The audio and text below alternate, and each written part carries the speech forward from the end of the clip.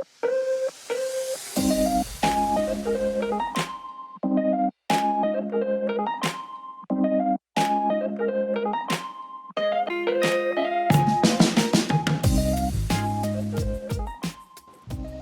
good, y'all? My name is David. We are here with CCOF. This is part one of CCOF's annual conference and keynote.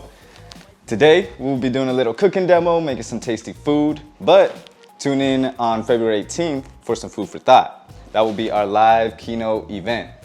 It will also take place here in this kitchen and also be in conversation with me. So we hope to see you there. February 18th, that is Cultivate and Nourish. So, how are we going to cultivate and nourish our CCOF family today? We're going to make some Enchiladas Placeras. Let's go.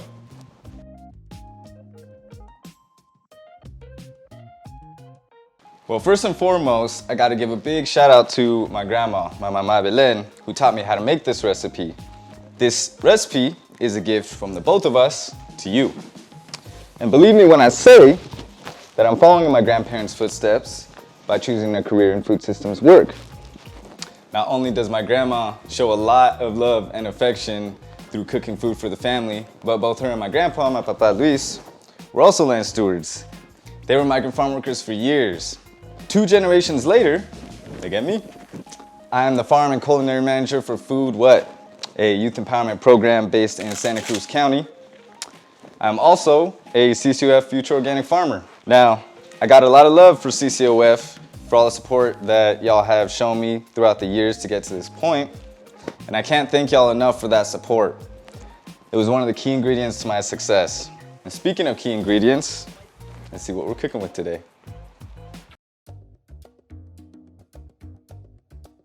Look at this, y'all. This is beautiful. So first things first, we got some queso fresco.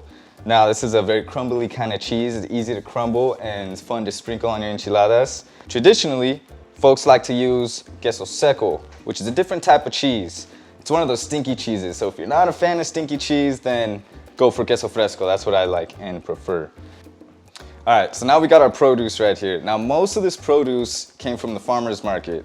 I was able to shop and get this stuff yesterday, and that's pretty important, especially for the romaine lettuce.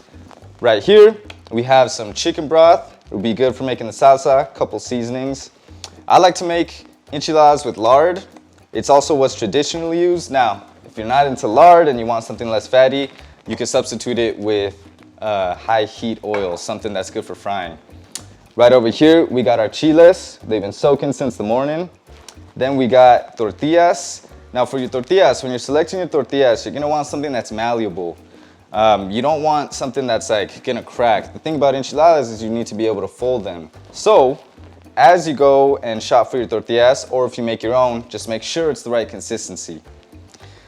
Now for my enchilada salsa, I choose between 4 types of chiles. The pasilla, the moreliano, the guajillo, and the negro. Now, what you'll probably be able to find at a supermarket or at a Mexican market is the negro and the pasilla.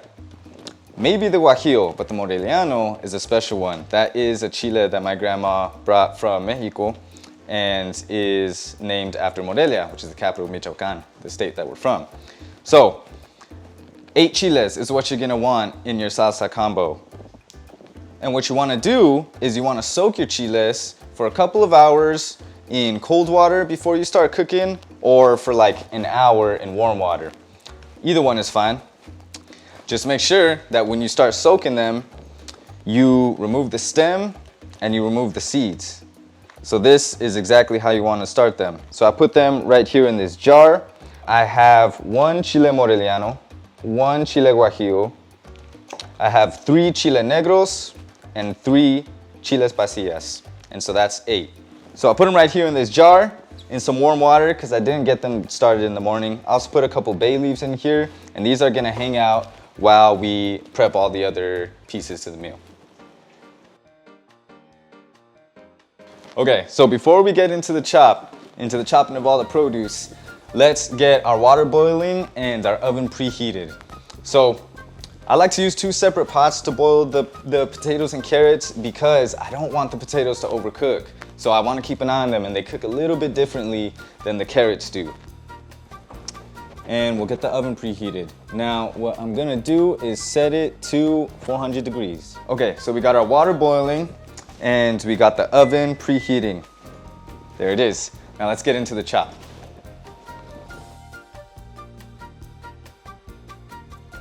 All right, y'all, let's get into the chopping.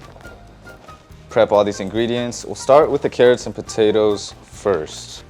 So, these potatoes are pretty small and they're thin. They have a thin skin, so don't really need to peel them. I'm gonna chop them in half like that.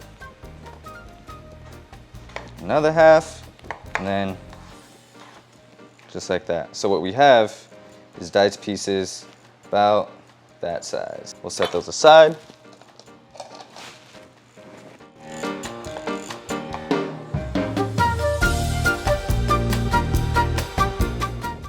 Oh, these are my favorite potatoes right here. Watch how they look when we cut them open. Beautiful. Love that. It's gonna stain the knife.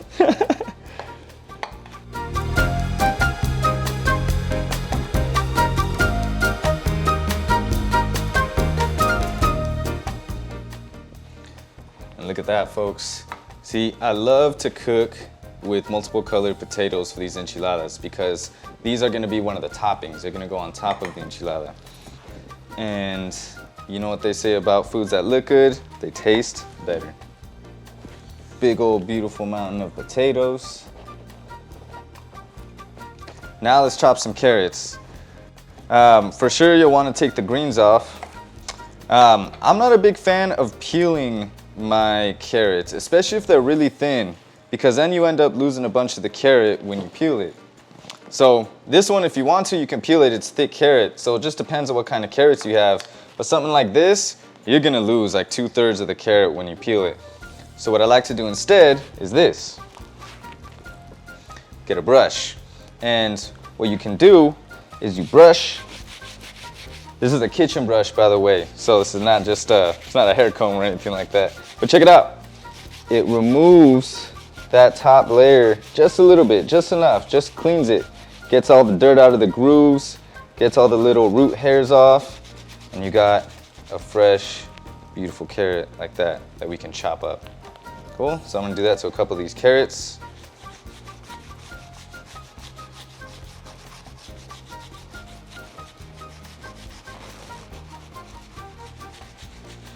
Scrub it and rub it and do it again. Now let's get to chopping. So let's look at a really big, thick one for now. Normally I like to keep them in the circles, in full circles. If it's like this, a little bit thinner, I'm gonna leave the full circles. But if it's a thick one like this, I'm actually just gonna cut it in half first so we have half circles.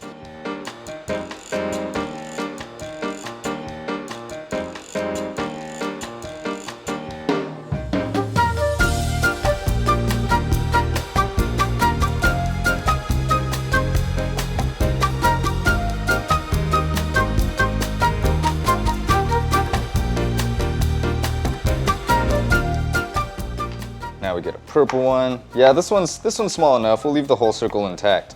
Wow, look at that, y'all. That is beautiful.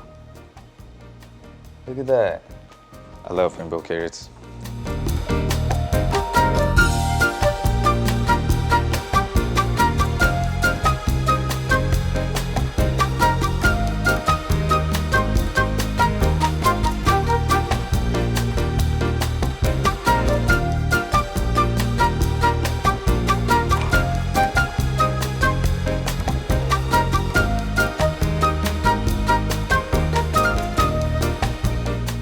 Beautiful. Got our carrots and our potatoes. We're gonna boil those each separately, and once the water is done, we'll pop those in. Okay, so the onions are gonna be used for two things. We have a yellow onion and a white onion. The yellow onion eventually is gonna get cooked with the carrots and potatoes. The white onion is not gonna get cooked and it's gonna be combined with the queso fresco. So let's start by cutting the white onion. And I'm only gonna use half the white onion. Don't want too much onion in there since it's raw, unless you're an onion fan. If you're an onion fan, then go ahead for the whole onion. But this one, I'm just gonna do a half. Cool.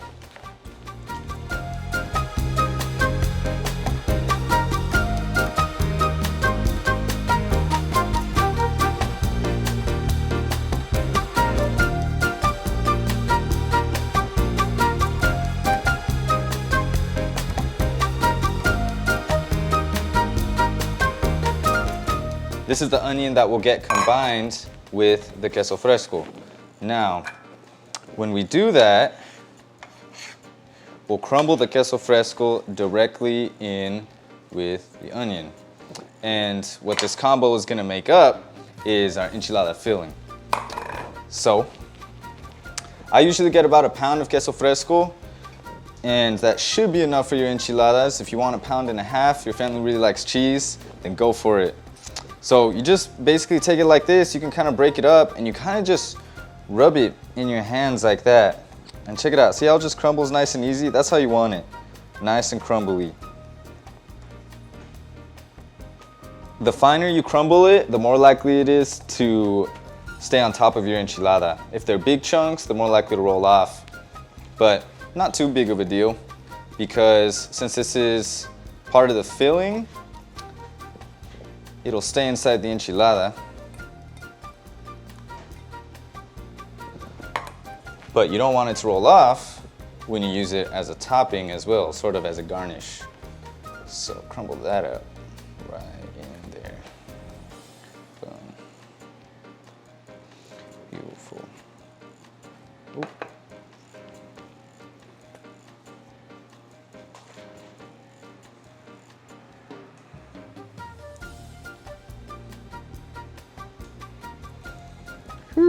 This is an awesome part to have the kids join in on. If you got kids at home, crumbling the queso fresco is pretty fun, kind of messy.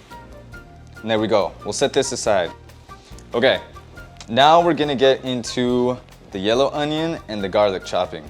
So the garlic will be used to make the salsa and as an ingredient to saute the potatoes and carrots.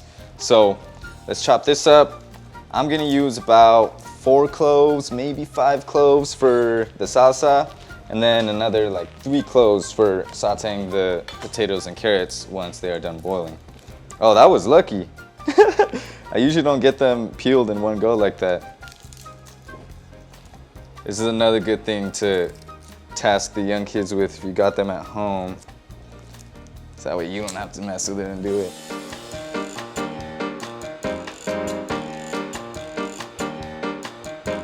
Beautiful.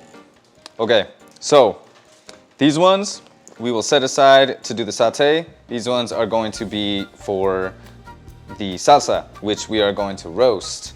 My grandma will just put raw garlic cloves. I personally like the flavor of roasted garlic a little bit more myself.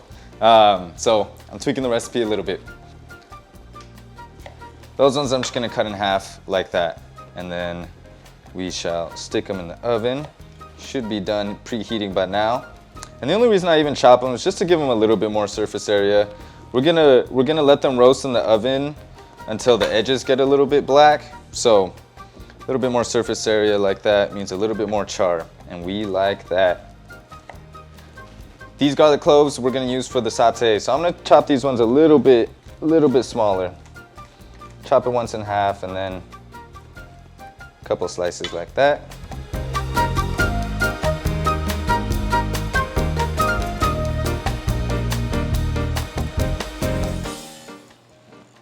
Okay, so that one, since it is for the saute, we'll set it aside in this bowl right here.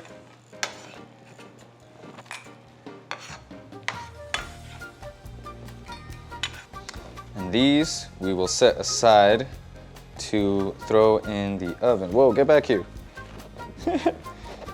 Set those right here. Now, since the garlic is gonna get sauteed with the potatoes and carrots, we're also gonna just throw the yellow onion in there with the garlic because that will go in at the same time.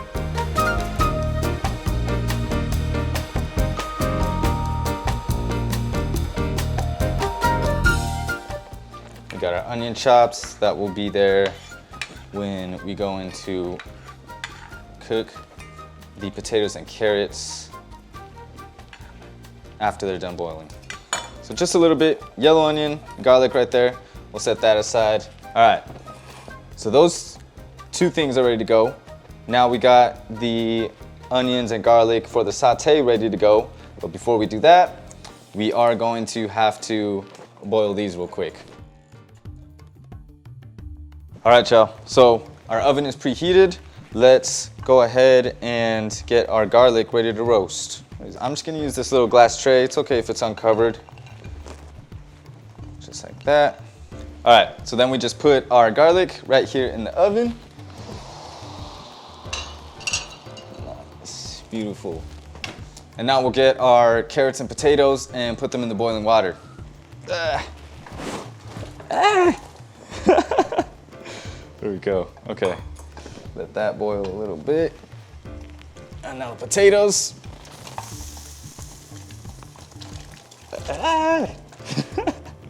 There we go, okay. All right, so I'm gonna give them a little stir so they don't stick to the bottom of the pot. Now you wanna keep a close eye on these because the potatoes are gonna cook a little bit differently than the carrots, and you don't want the potatoes to overcook. If they overcook, they're gonna turn into mashed potatoes, and that's not quite what you want. You want them to hold their shape. So they shouldn't be in there longer than 10 minutes. So keep an eye on them. All right, y'all, so the potatoes and carrots have been boiling for a little bit. Let's do the test. This is the test, so let's see. We're gonna take one of these out. So as I slide my fork in, it just goes straight in. The potato doesn't split, it doesn't fall apart, so that's a good sign that they're right where we want them to be. The carrots, you have a little bit more flexibility. They don't have to be that. They're not at risk of turning into mush like the potatoes are. So when we do that test, should be good. Same thing. So both of these are ready. We're gonna take them out of these pots, we're gonna strain them. Now at this point, it's okay if they get combined. When we strain them, we can use the same strainer because after this step, we'll cook them together. Beautiful. Woo!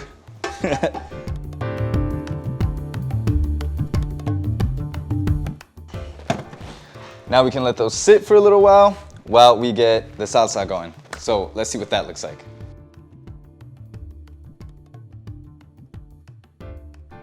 All right, y'all, let's start making the salsa. This is the magic right here. So our chiles have been soaking for a little while, right? We just do that to make them blend easier. Otherwise you get this really like dry, like flaky salsa. And you don't want that because those little flakes end up getting caught in your throat and they sting. So let's take this off and take out that water. Now try not to look at it too much because if it splashes into your eyes, that will hurt so bad. So keep my face away. Also, make sure you wash your hands really well after touching the chiles and pouring out the water like this. All right, there's our chiles, looking good. Now, I like to use chicken broth in my salsa, and you're just gonna wanna fill it up right to like almost to where everything is submerged.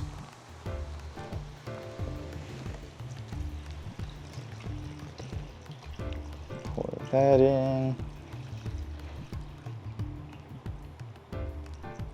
Beautiful. And one thing to know is that I always go for unsalted broth. So that way you can control the amount of salt. You know, if you taste it once it's all blended up and it needs more salt, you can control that. Otherwise you might end up too salty. You can't take away salt. Speaking of salt, let's add about a couple tablespoons to start with. We'll add more if we need to. I'm gonna start with about 2.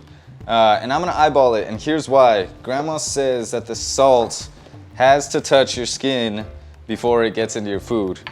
And I really think that's because it needs the love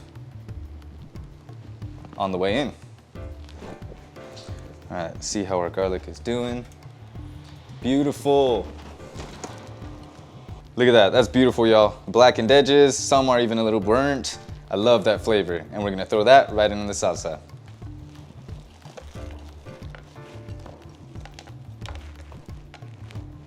Okay.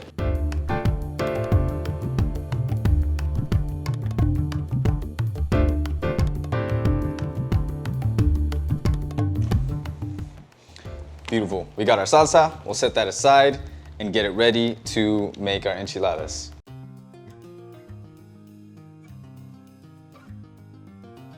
All right, y'all. This next step is super important. We want to get everything set up right where we want it because it's all going to happen really quick. So, first things first, let's get our pans warm. I'm going to set this one to medium. This is where we're going to cook the carrots and potatoes. And I'm going to set this one to medium high. This is where we're going to cook the enchiladas. We have the onion and garlic to do the saute with the carrots and potatoes. So we'll set that right there. In order to do that saute, we need some oil. We'll get that ready once the pan is warm. Instead of oil for the enchiladas, I like to use lard, so does Grandma. Takes it to the next level. This is the queso fresco onion mix. Now this we're gonna wanna keep right here. I'm gonna put it right there in the corner because we're gonna wanna keep that within reaching space right here. A couple of serving spoons. This one we'll use for the queso fresco. This one we'll use to stir around the carrots and potatoes. This is what we're gonna use to fold the enchiladas. This bowl is where we're gonna keep the enchilada salsa. That's where we're gonna dip the tortillas into. Now before you pour it all into that bowl, leave a little bit at the bottom. Actually, in fact, let's fill these other things first. We wanna make sure that we have enough. So, what this is going to be used for is to add a little bit on top of the carrots and potatoes while those are cooking. And this little one right here we'll save to add as like a little garnish on top. Just a little bit there. A little bit in those and the rest in the big bowl. You want your tortillas nearby? And I'm actually going to set these, you know what? Let's switch places here. So that way it goes nice and easy. Lard will keep here. Okay, so that's nice and warm. You want to start by getting your carrots and potatoes going. That's going to be pretty low maintenance, so get that going first before you start the enchilada process. Set that to the side, move it around, make sure it's all good to go. All right, first thing we're going to do is get the onions and garlic in there, saute that. If you hear the crackling, that's a good sign. Let's throw that in.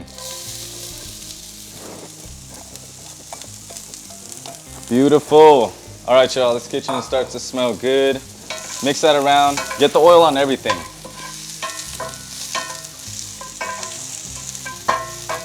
We're gonna wait just a little bit. Make sure that those onions turn translucent. Now, like I said, make sure you have everything ready to go.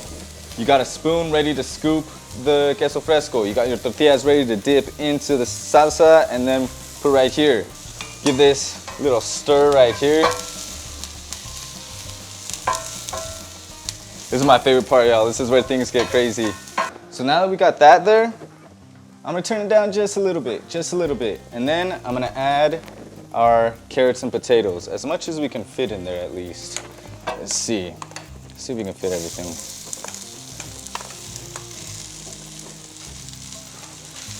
Mix that around. That seems like a good amount. So that's going. Last thing you want to do before you ignore it for a couple minutes while you cook the enchiladas, throw a little bit of seasoning on there. A little bit of salt. This is a little seasoning mix I got right here. Something like that.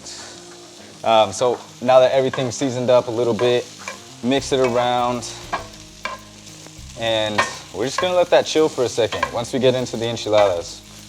Okay, so our enchilada pan has been heating up, should be nice and hot. Let's see how the lard reacts to it once we put it on the pan. So I'm gonna take a little slice, just like that. Let's see. Beautiful. If we start to see little wisps of smoke like that, that's a good sign. The lard isn't gonna stick to itself, so you'll see like little dots kind of spread out throughout the pan. That's a good thing, because you'll want some on each tortilla. So you spread that out, try to get it evenly dispersed. Okay, we warmed them up a little bit. Now there's a lot of different ways to heat them up, but you just want them warm and soft. You want them malleable.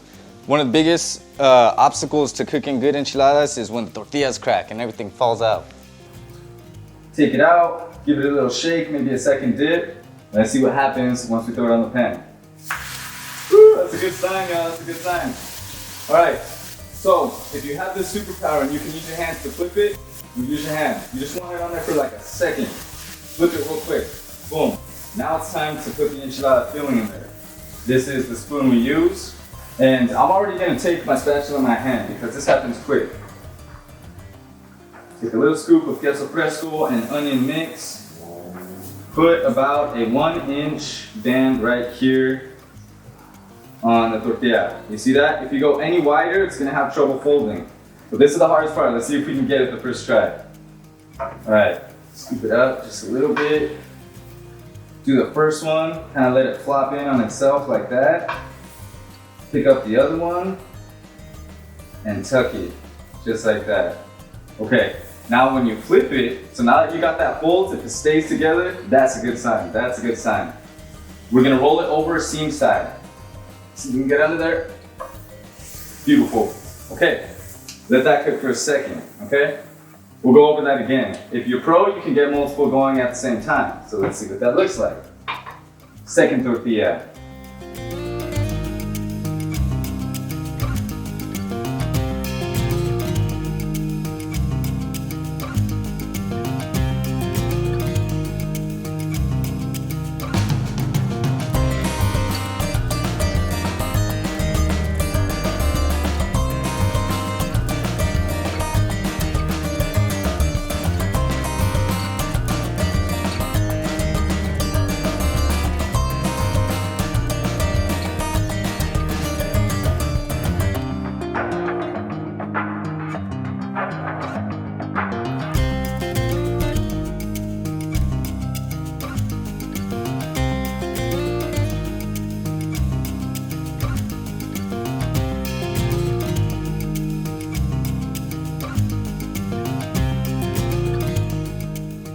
All right, let's add the salsa over here to our potatoes and carrots. Remember that one, that little tiny plate that we saved for the side? Let's add a little bit of that. So if you're going for aesthetic, more colors, put those to the side, but I'm going for flavor. So I'm gonna add this right here, just a little bit. Beautiful. Don't want it too soggy, too mushy. You don't want to turn this into a mush. We want it to kind of roll off the enchilada when we put it on top. So we're not trying to like cook it down necessarily, get them all mushy. We still kind of want this like chunky topping. Cool? All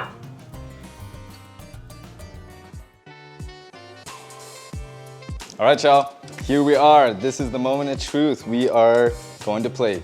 So this is my favorite part. I think this is also my favorite thing about enchiladas is that they are traditionally served on a bed of lettuce. Romaine lettuce is the best lettuce to use because it's got this wide leaf to it and it's tall, so it can fit your whole enchiladas. About 3 is good for a serving for an adult. Yeah, let's try to find the good leaves here. There's one, that's a nice one. I also love romaine because it has this like nice thick stem to it, so it holds itself up. So let's do 3. That's a good serving for an adult right there.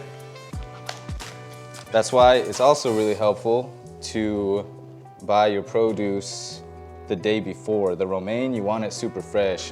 So get your enchilada, give each one its own little bed of lettuce, just like that.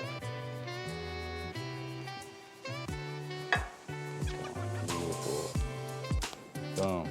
See if we can steady the ship a little bit here because we still got toppings. Okay, so we got those enchiladas on the lettuce. Let's get our veggie medley topping right here. And this is the fun part. If it rolls off, beautiful. Let it jump around the plate. Let it do its thing. Each enchilada will want one. Beautiful. Third. Okay, we're almost done. Now we just get a little bit of queso fresco right there on the top. Sprinkle it on there. And this is why it's helpful to save some of the queso fresco that you use as the filling to use as a garnish, because me, I love my cheese. So I'm gonna put that on there like that. Here's for the third one. Okay, last but definitely not least, just a little bit of salsa on the top. Just drizzle that on there. Just like that. Do you have your drizzle technique down? It's harder than it looks, y'all. Big shout out to my friends at Bantam who tried to teach me how to do this. Final drizzle, last little enchilada right there. And boom, Enchiladas Placeras. There it is, y'all.